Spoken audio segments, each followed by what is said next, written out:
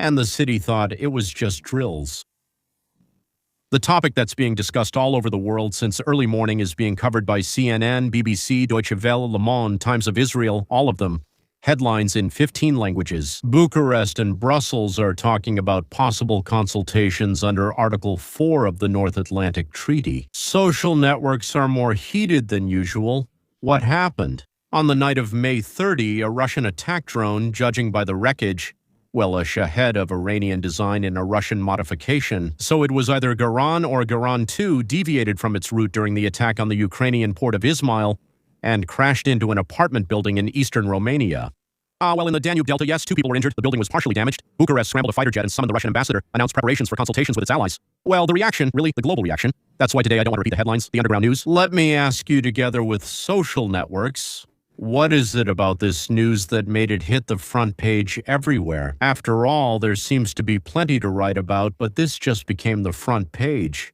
Is this really a big event, or are we being misled again? Now, let's move on to another topic. Today in Nakora, the neutral zone on the Israeli-Lebanese border, under American mediation, the Israelis are sitting down at the table. The first direct talks in decades even, well, in a long time.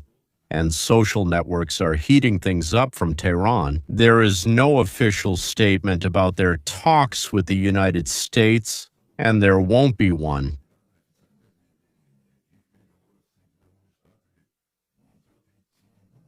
A direct denial that Bucharest scrambled a fighter jet, combined with a Hezbollah missile hitting an Orthodox church the same night, stirred the Russian underground. So, at the Church of St. George, if I'm not mistaken, they're striking their own territory, their own Christians. Do you think it's a coincidence? No, it's not. Today we have another topic. Bondi was questioned in the Senate. That's the same Bondi who, until recently, was the U.S. Attorney General, the same one who was removed, but we don't know why. There were rumors that it was because she didn't open cases against those who persecuted Trump. Others said she had thyroid cancer. Still others said it was all because of Epstein.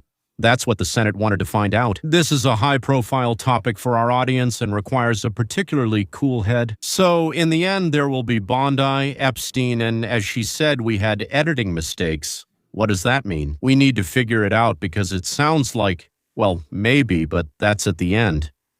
Editing mistakes sound like an attempt to cover something up. But what or who? Well, that's very interesting.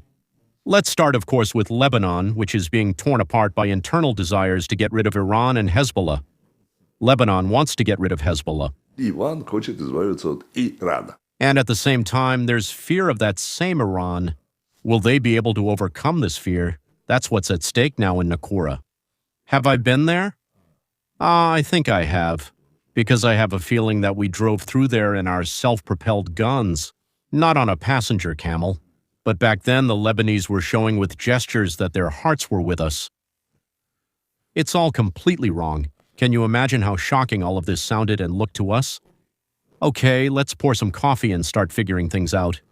By the way. In the Israeli army, I got used to drinking coffee with cardamom. In Hebrew, it sounded like this. Rotze Kaffee im Hil. So, do you want coffee with cardamom?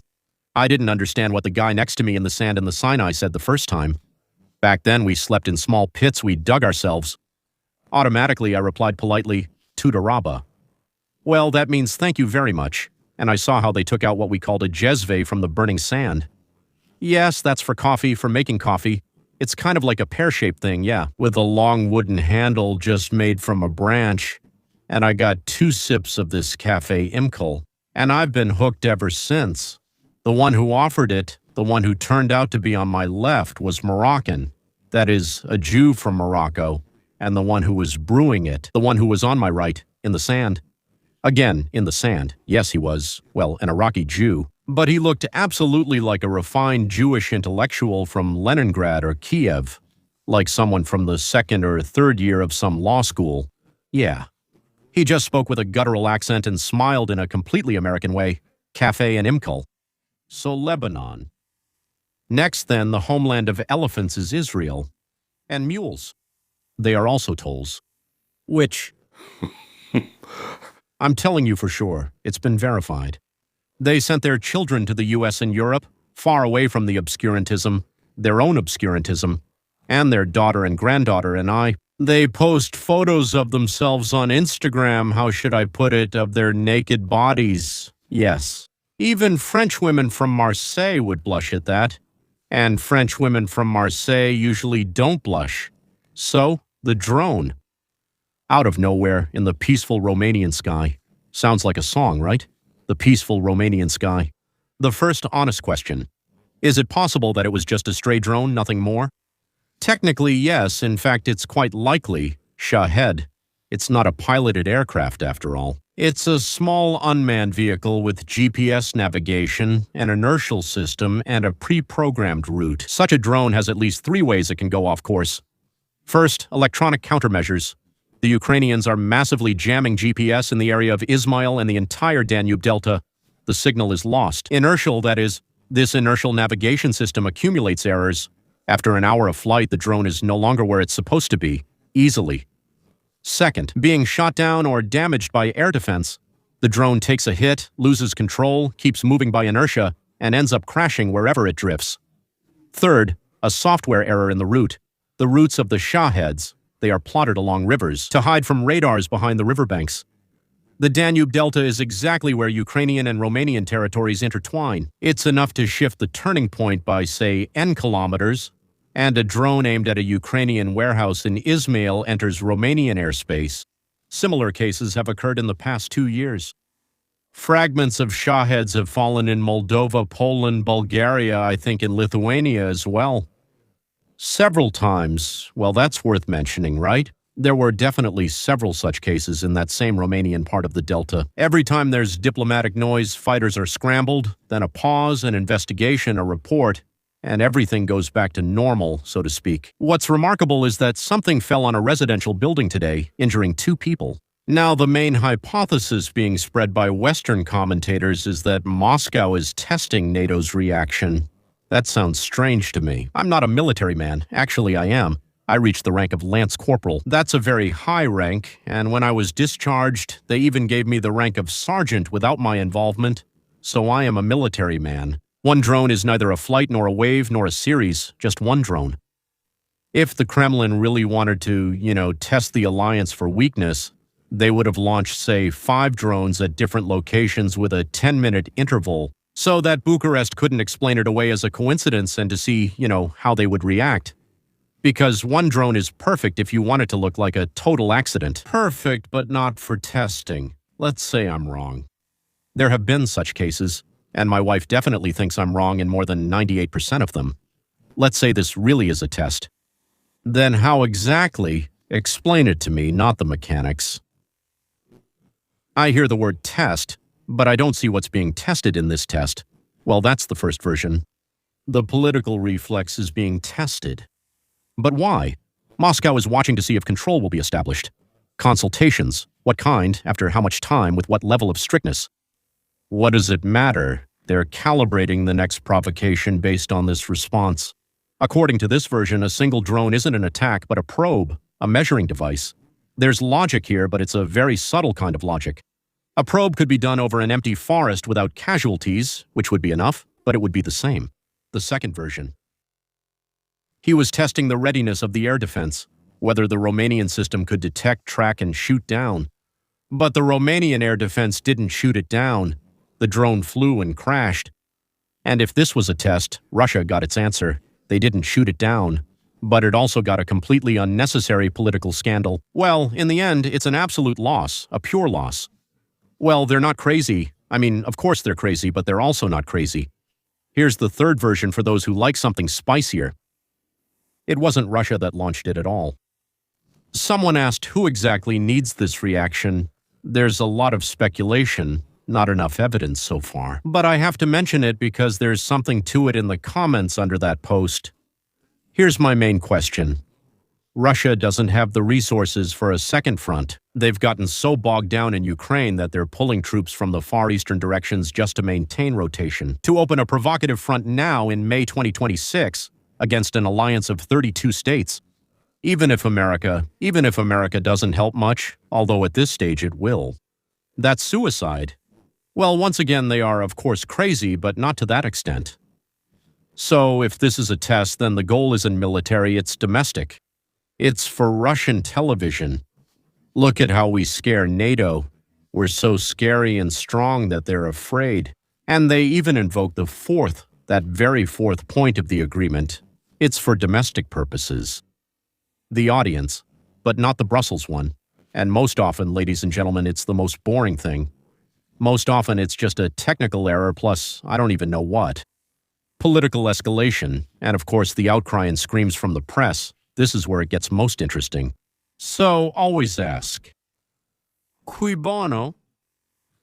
I'm not sure if I said it right. Cui bono, I think that's correct. Who benefits? Ukraine does. So every such episode pushes the West. What does it push the West towards? Closer and closer to direct involvement. This is Kiev's objective interest. It's not a reproach. They're at war and they have to look for any pretexts. I would do exactly the same. The militant wing of the European Union, yes. Of course, yes. Those who have long been lobbying for a sharp increase in the defense budget, deployment of new forces, new sanctions, they get a fresh reason, and they latch onto it, as usual. And newspapers, magazines, television, and so on usually work for them. A little money, a little something else, and it all starts spinning right away. Now, the military-industrial complex. I really don't like these words, but yes, contracts are drawn up in response to a threat. The more you scare people, the more money you get. The media, yes. Headline, Russian strike on NATO. It gets 10 times more clicks than a technical malfunction over the Danube Delta. Much more. Is this beneficial for Russia? Well, it's necessary. No. Low. I don't see any benefit for Russia, for Moscow, from making a global outcry, from quietly acknowledging the fact. Well, maybe there's a small benefit, but from a loud scandal, there's only loss. And from this, it seems to me there's a simple conclusion. The event itself is real and, of course, unpleasant. Yes, the reaction to it is exaggerated. Several players are exaggerating it, each with their own reasons. Today, their interests have aligned. Just a quick note, since many people are confused. NATO Article 4 is not war. No, it's not war. It's a formal consultation among allies about a security threat. It has already been activated several times in NATO's history. Turkey, Poland, the Baltic countries. And after each activation, there was no war. It's a diplomatic tool, not a military one. Article 5 is collective defense. That's different. It was activated once after September 11. When they tell you Bucharest requested consultations under Article 4, it means they sat down, talked, some had coffee, others had something else, nothing more. So when the headlines scream about escalation, most of that screaming is manipulation. It's about grabbing your attention. Well, clicks, money, views, orders, something else. What I want you to take away from these 10 minutes we've spent on this topic is, first, the event is real. A strike on a residential building from a NATO country. Well, you can't just write that off, of course. Second, the most likely explanation is technical. A drone that was shot down or malfunctioned. Not a plan, not an operation, not a test. Third, many people need a loud reaction. Russia is at the very bottom of that list. The very last one. And fourth, keep a cool head like the Czechists. A warm heart, a cool head. In the coming days, there will be a lot of smoke around any such incident, because many people benefit from there being a lot of smoke. The important thing is to see what exactly is burning, and how important this object that is burning really is. And if this analysis was useful for you, ladies and gentlemen, subscribe and press the button that tells the algorithm to keep going. This button is called the bell. And on Tuesdays and Fridays, on the channel Roadmap to Freedom, we go deeper and slower. The link is in the description. And now, Israel, Lebanon, Iran. Who is quietly praying that Israel doesn't leave too soon? The superficial reading and the real interpretation. The Western press sees it all very simply. Israel and Lebanon are discussing the demarcation of the maritime border. Prisoner exchange. Lebanon has Israeli prisoners. Maybe a gas field? Technical negotiations. Iran is against it because Iran is always against everything Israel does. That's what they're trying to sell you. Well, that's true, of course, about 5%. 5%. Like Goebbels, right? Give a little bit of truth. That's called bait. The real interpretation is completely different. Whether I'm right or not, the real interpretation is completely different. And here I'll say something that will probably surprise many people.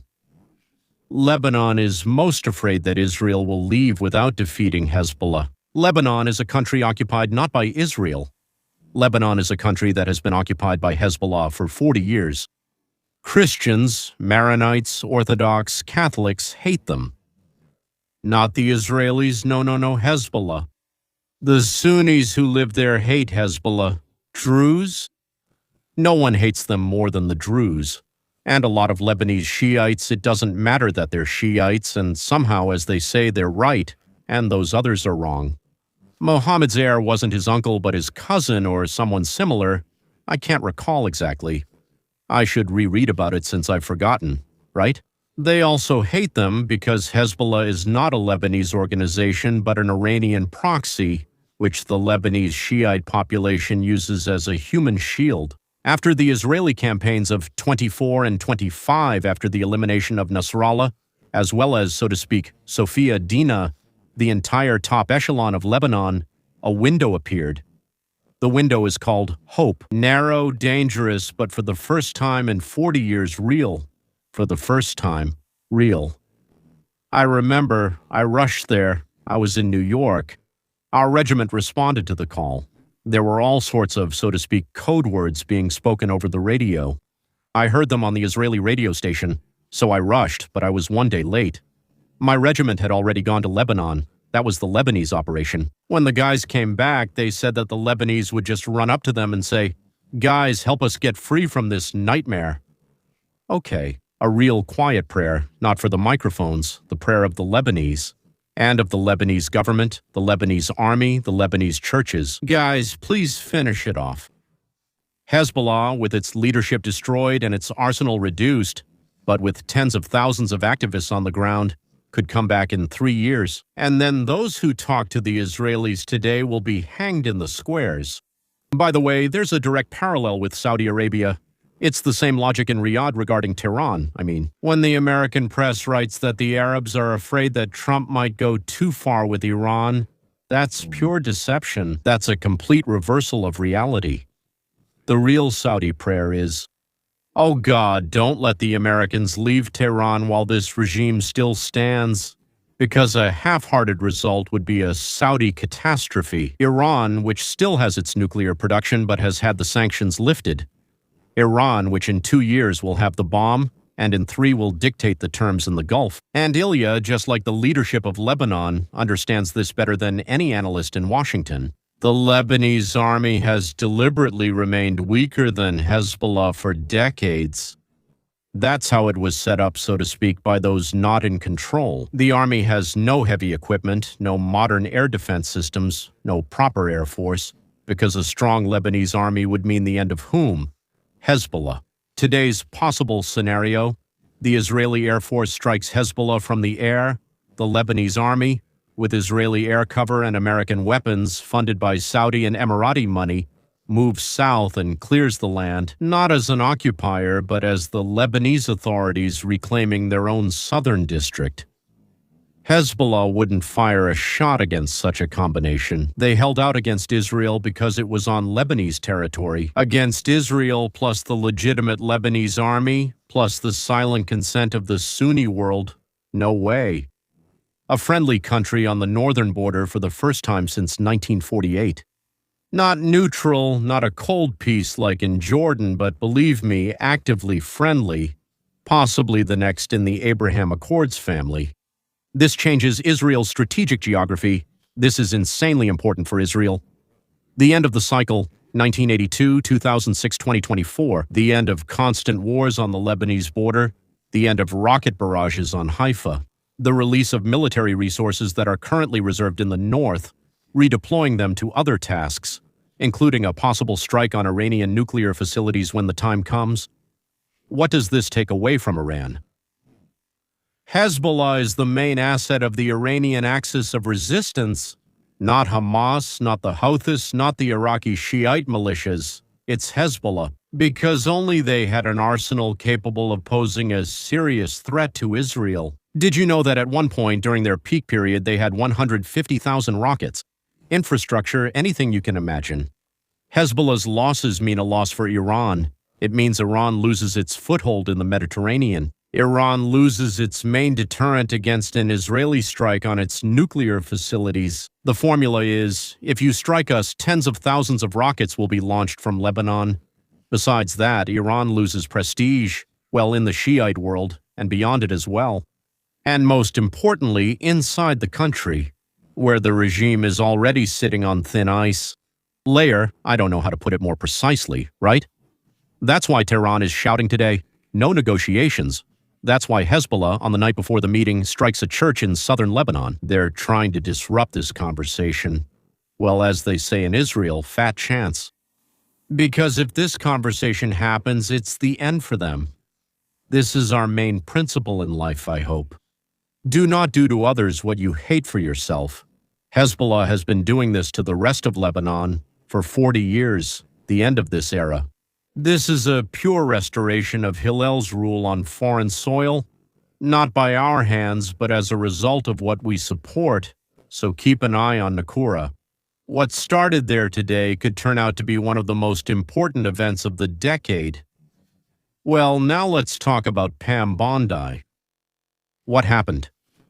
Yesterday, behind closed doors, former U.S. Attorney General Pam Bondi testified before the Senate Judiciary Committee. The topic was how the Department of Justice released declassified files on the Epstein case. In her testimony, there was a phrase that's in the headlines today. There were redaction errors. That is, in the published documents, there were blacked out spots where there shouldn't have been any. The information that supposedly was promised to be revealed remained blacked out. The left-wing press immediately roared with joy. Trump lied, Bondi covered up, the whole release is a farce. I find this very strange. I mean, that interpretation. I don't doubt for a second what Bondi said. Because I know what classified documents are. Not because I love Trump or Bondi. I do love Trump. I think very highly of him, but I don't know Bondi. It's because the left-wing press has been wrong so often over the past 10 years that its first reaction can no longer be a source of truth. Let's figure it out ourselves. That's the best way, right? As they say in America, let's put on our thinking cap. That's an expression, right? What is a redaction error? Editing, actually. Let's switch to English. Editing. Well, not exactly. Let's switch. The English term is redaction. It's the blacking out of parts of a document before publication. But there are two types, and they're actually opposites. The first type, let's call it under-redaction, when they forgot to black out something that was supposed to remain secret. The names of victims, especially minors, addresses of witnesses, things like that. Details about some ongoing investigations. Oh, damn. They under-redacted. Or, for some reason, as they say, they redacted too little. Again, it's a translation from English. The second type, they call it over-redaction, when they blacked out something that actually should have remained public. From the context of Bondi's testimony, she's talking about the second type. So they blacked out what should have remained public, right? Too many blacked out spots. They over-redacted. But now, let's not get into conspiracy theories. Let's just figure out how this usually happens. Again, as they say, I'm speaking from my own experience and from the stories of all these people who took part in this. Most over-redaction in the U.S. doesn't happen because of political orders. It happens out of bureaucratic reflex. Who physically blacks out the pages? If someone thinks it's Trump himself or even Bondi, they're mistaken. It's not even their political appointees. These are career lawyers at the Department of Justice, the so-called lower and middle levels, those who serve under any president, under Obama, under Trump, under Biden, and so on. These lawyers have a strict rule: when in doubt, do more. That is, when in doubt, redact. You create legal liability for under-redacting. That is, oh damn, you should have covered it up, but you didn't redact someone's name there or something like that. And over-redacting can be fixed later.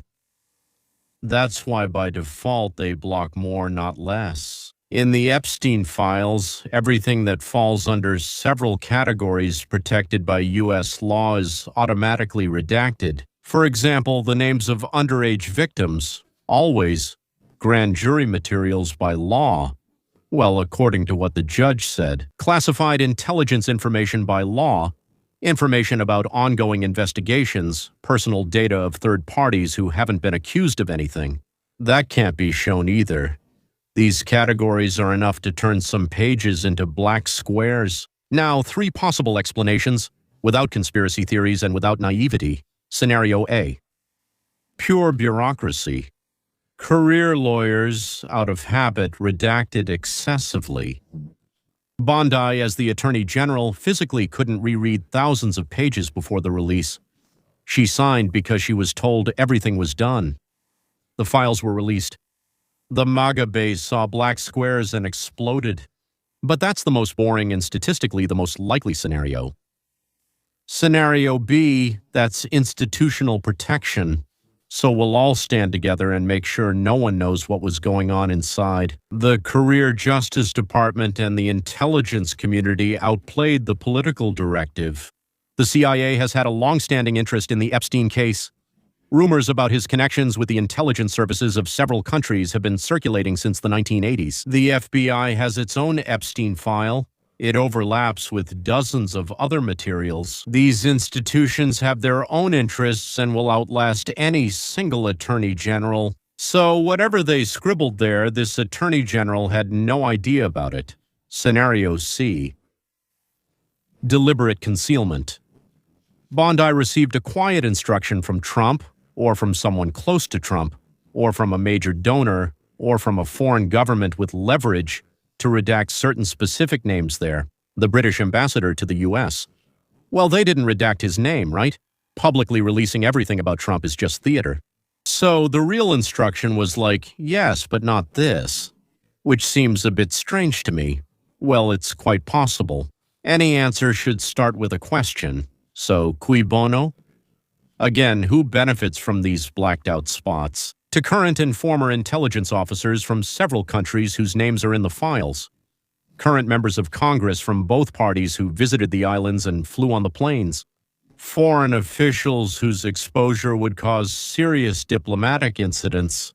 And witnesses whose protection is still active. It immediately reminds me of how Vladimir Bukovsky, told me that when Yeltsin decided to publish the KGB files, there was a flood of requests from European liberal governments demanding not to do it. Why do you think that was? Notice that none of the names that would have come up as a result of revealing what I'm talking about is Donald Trump. His connections with Epstein in the 90s and 2000s have been public for a long time. Photos from Mar-a-Lago are in every textbook. To hide what is already publicly available, why hide it? Everyone already knows it, right? So the theory that Trump is covering for himself is very weak. But bureaucracy protects a whole list of its own people, and that's a theory that perfectly explains what we see. I think it's a mix of Scenario A and Scenario B. Scenario C is possible, but it requires evidence that I don't have today.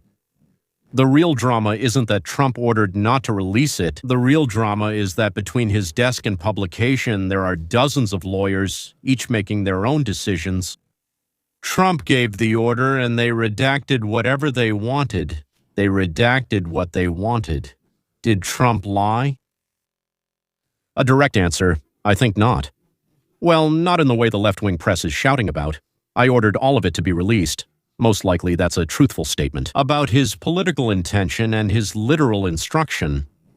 What he didn't take into account is that the federal bureaucracy doesn't follow instructions exactly. They follow them formally, but in matters where this bureaucracy has its own interest, they carry them out in a way that serves their own interest. That's the lesson. It's not that Trump is lying, it's that giving an order isn't enough. You need to create some kind of tool to monitor its implementation. But what kind?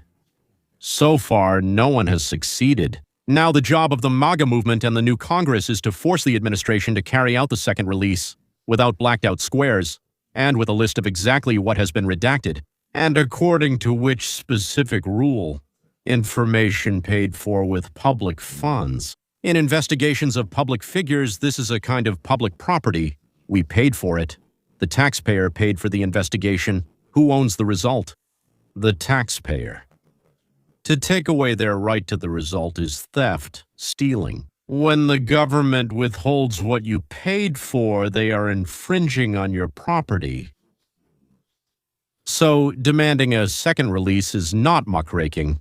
It's demanding the return of what belongs to us. So, today there were 3 topics: Russia, drone, Romania, and NATO. Nakura. Nakura could be the end of Hezbollah and the beginning of a new Middle East. Bondi and Epstein. A lesson about the difference between giving an order and making sure it's carried out. Subscribe, ladies and gentlemen, if you found this analysis useful and interesting. And on Tuesdays and Fridays, Roadmap to Freedom is a separate channel. There I break down the root causes. The link is in the description. Take care of yourselves. Take care of your loved ones. See you next time.